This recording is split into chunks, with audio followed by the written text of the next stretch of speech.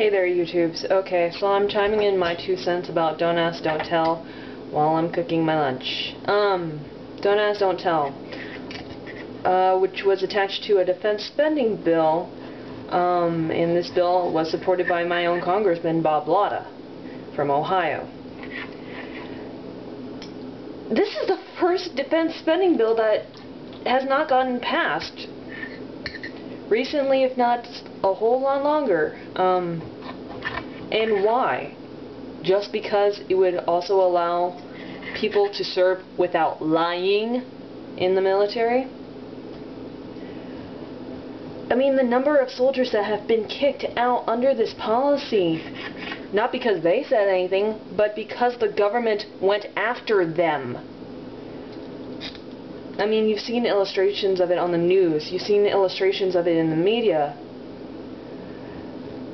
Honorable, strong, good soldiers who never asked and they never told have been kicked out because the government has gone after them.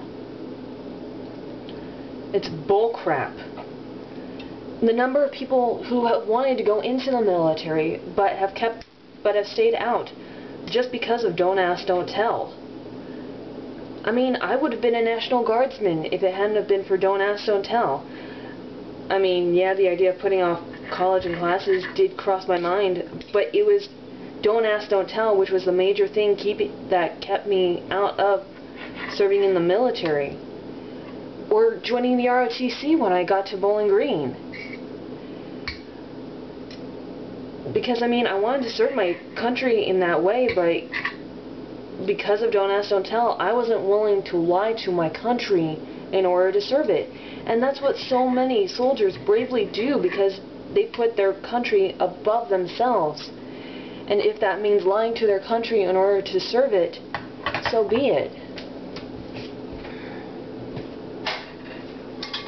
That's just bullcrap. The only reason that bill did not pass was because Don't Ask, Don't Tell happened to be a part of it. Otherwise, it was for military defense. Giving money to the military to pay for missions and medical supplies and bullets and armor. I'm just extremely frustrated by that. Beyond that, it's 2010, for crying out loud. A good chunk of the lower-ranking military that are in right now are from Generation Y, my generation, who joined the military figuring that they would get money for college. Beyond that, to help out and serve, because a lot of us were in high school when 9/11 happened. I was a sophomore in high school, sitting in my math class, listening to the morning announcements when 9/11 happened.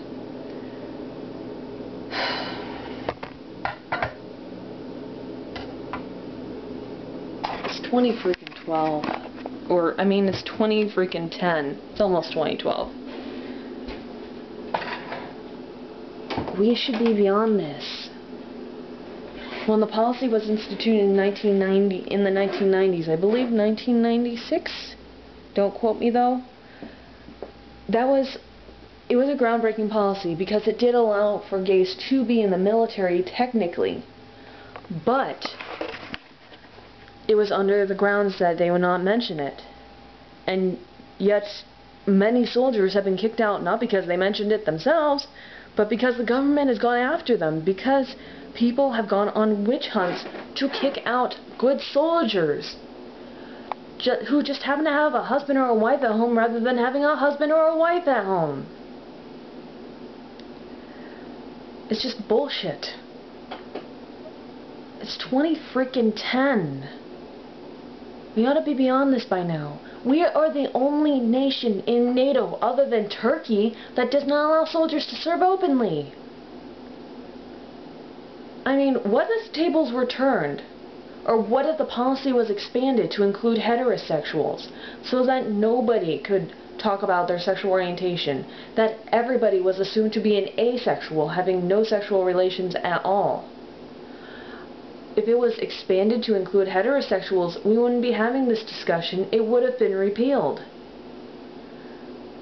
I don't know. It just makes me incredibly frustrated, and it makes me ashamed. Not ashamed to be gay, but ashamed that the people in power don't get it. I've talked to so many veterans, so many average people who have absolutely no problem. I used to know a Marine who a guy in his company or a guy in his unit came out, and he told me the story about how when this guy came out, he sat his team down and said, okay, does anybody have a problem with this? And one guy did, so he and the gay guy squared off. The gay guy knocked him on his ass. And then the only other question that was asked, the only other thing that was raised was, could the gay guy still pull a trigger? Could the gay guy still do his job? Of course he could. And his unit got along fine. Nobody had any big issues with it. It's just so frustrating, because there are people serving in the military today who are gay and who serve proudly and with honor and with distinction, but they get kicked out just because they happen to have a husband or a wife at home rather than having a husband or a wife at home? What the fuck? You know, I even talked to a major from the ROTC program at BG while I was dressed as a big gay superhero. And he said that even the higher ranking officers were completely in support of repealing Don't Ask, Don't Tell, because soldiers had to lie in order to get into the military, and lying it compromises things. It doesn't support the Army core values.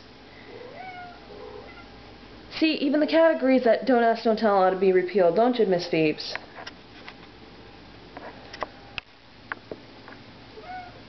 It's just bullshit.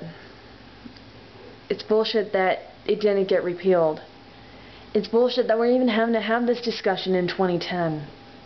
So those are my thoughts, YouTubes. Peace out.